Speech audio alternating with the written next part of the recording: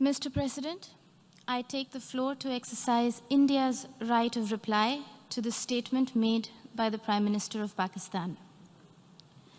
Every word spoken from the podium of this august assembly, it is believed, carries the weight of history.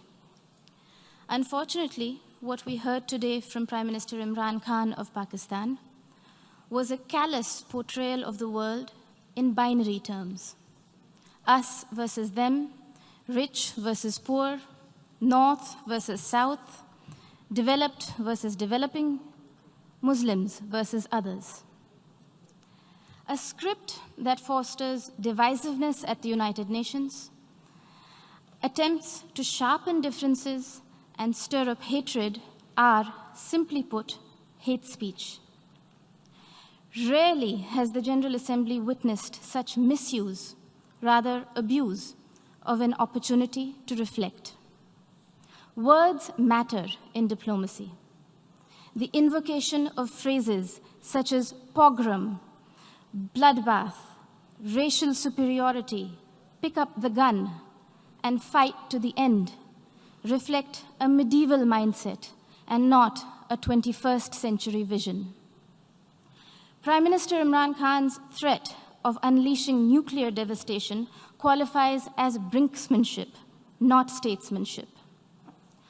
Even coming from the leader of a country that has monopolized the entire value chain of the industry of terrorism, Prime Minister Khan's justification of terrorism was brazen and incendiary. For someone who was once a cricketer and believed in the gentleman's game, today's speech bordered on crudeness of a variety reminiscent of the guns of Dara Adam Khel.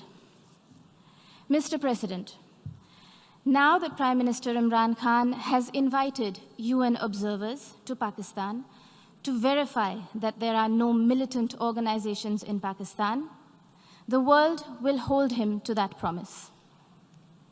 Here are a few questions that Pakistan can respond to as a precursor to the proposed verification.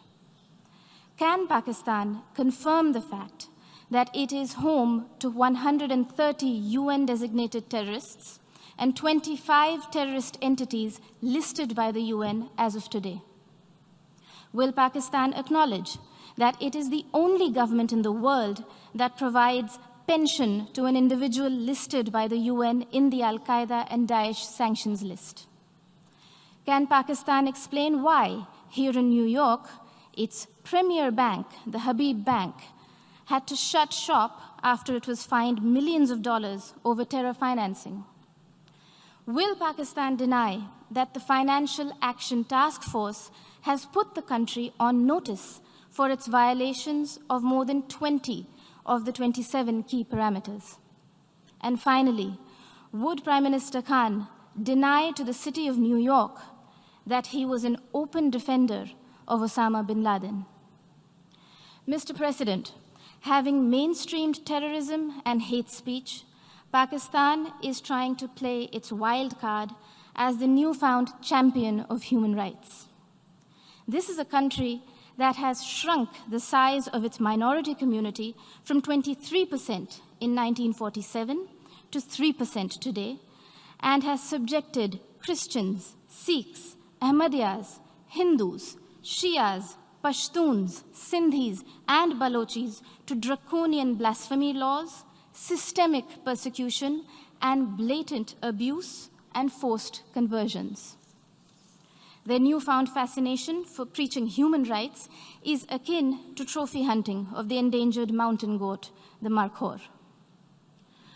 Pogroms, Prime Minister Imran Khan Niazi, are not a phenomenon of today's vibrant democracies. We would request you to refresh your rather sketchy understanding of history. Do not forget the gruesome genocide perpetrated by Pakistan against its own people in 1971 and the role played by Lieutenant General A.A.K. Niazi.